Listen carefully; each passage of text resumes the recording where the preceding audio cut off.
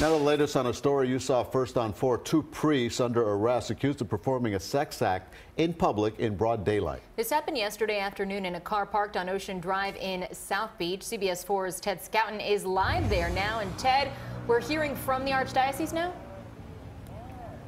Yeah, Lauren and Elliot, new fallout from the Archdiocese of Chicago. Just a little while ago, the cardinal there responded by saying that neither priest would be able to minister there in the Archdiocese of Chicago, at least for now. Now, it was in that car back there, that black VW over there, where the priests were arrested, accused of a public sex act.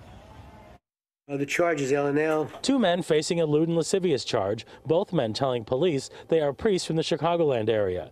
Edwin Geraldo Cortez was arrested along with Diego Barrio. Police say someone saw the 2 performing a sex act in this car Monday at 3:20 in the afternoon. That was at 13th and Ocean Drive in South Beach. A woman who works nearby saw police approach the car. She did not want to reveal her identity. I guess they were into what they were doing because first she went through the right side, and then she still came through the left side, and that's when she banged on the window. And I guess that's when they noticed that they were caught. Major concern that I have is the fact that it was in public. The police officer can come and just watch. That is the problem. The judge making note of the location where this happened. Police had the same concern. Their profession it's irrelevant, their profession. In fact, our trouble with this is that this is in broad daylight for anyone to see, including children.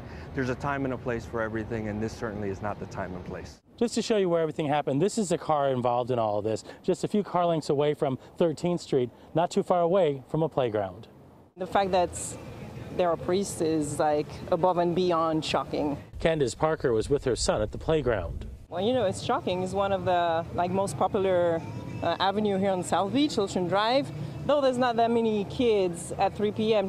just out of school, they could have been busted by them anytime. So even by adults.